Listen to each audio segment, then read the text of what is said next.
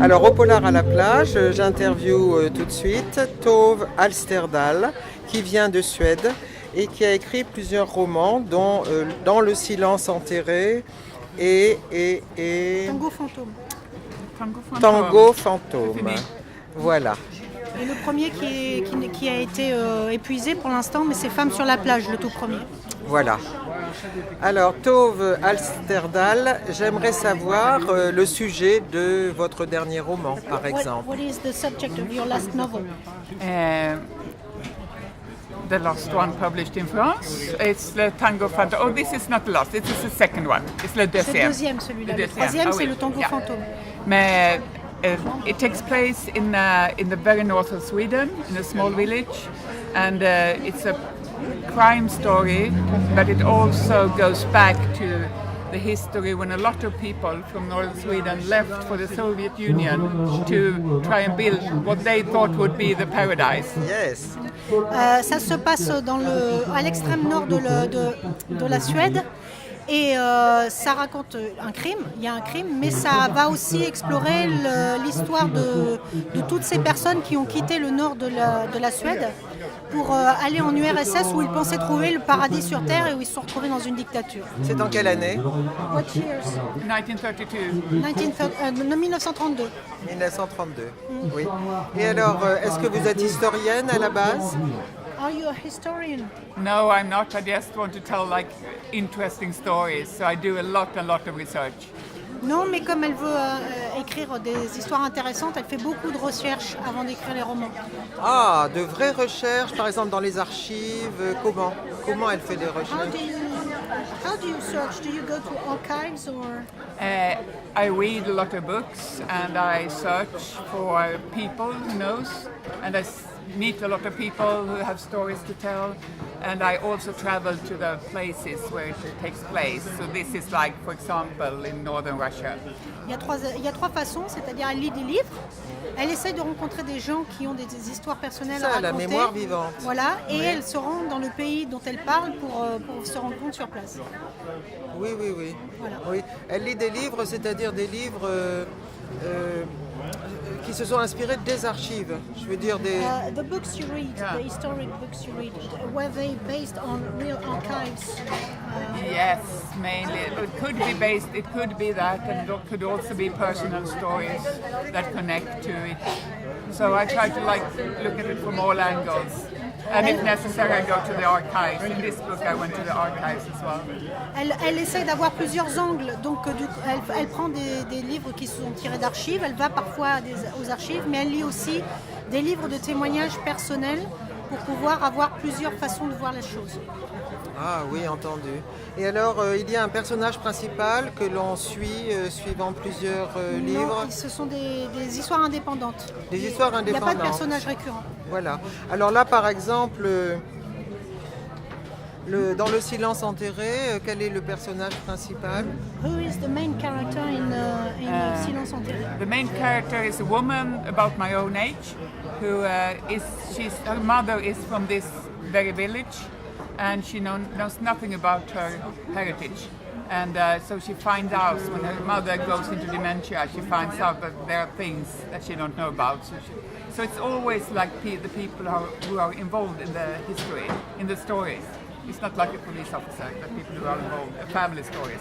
Les personnages principaux sont jamais des policiers dans ces romans. Le personnage principal est une femme de son âge qui retourne dans le village de ses origines, donc dans cette région du nord de la Suède.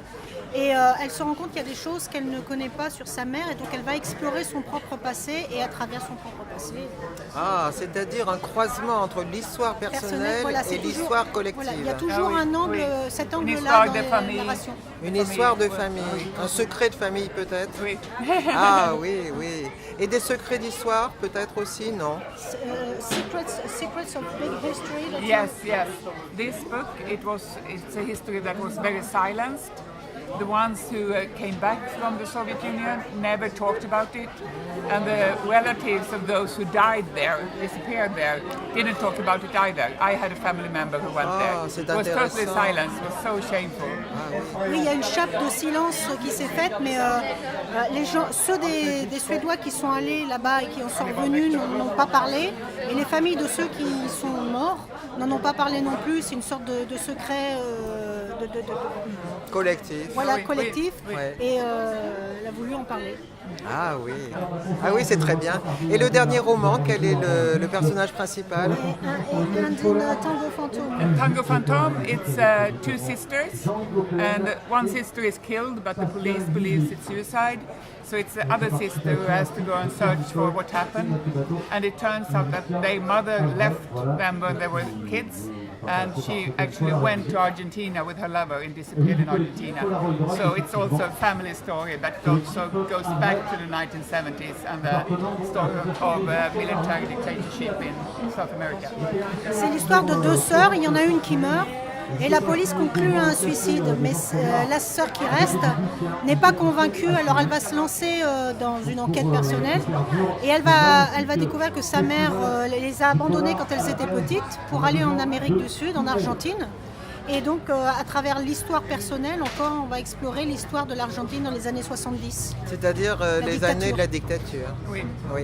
Donc vous abordez aussi ce problème de la dictature argentine. You also talk about the Argentine. Yes, it's also the story about that, yes. C'est aussi sur ce sujet-là. And the refugees who came from South America, from Latin America at that time. Et sur les réfugiés d'Amérique du Sud qui sont allés en Suède, parce qu'il y en a eu beaucoup. C'est vrai, comme en France.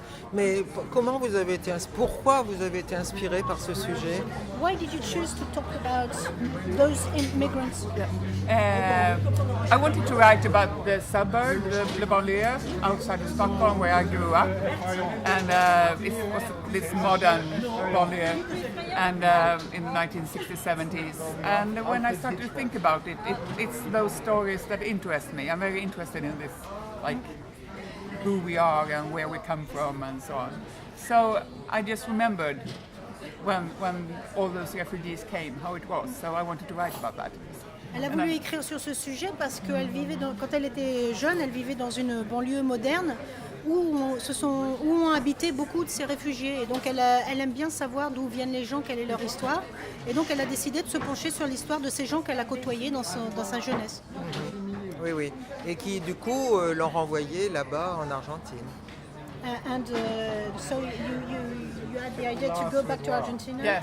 Yes. So I went to Argentina to also to see what happened, and it still goes on. I mean, the trials are still on. It's still, and they still don't know what happened to the people who disappeared and so on. So it's like a never-ending story. Elle a voulu aller voir sur place comment ça s'était passé. Elle s'est rendue compte que le secret sur les disparitions est toujours actuel. Les gens ne savent toujours pas où sont passés leurs proches. Oui. On a vu des films ou des pièces de théâtre très très frappants sur ce sujet-là, effectivement.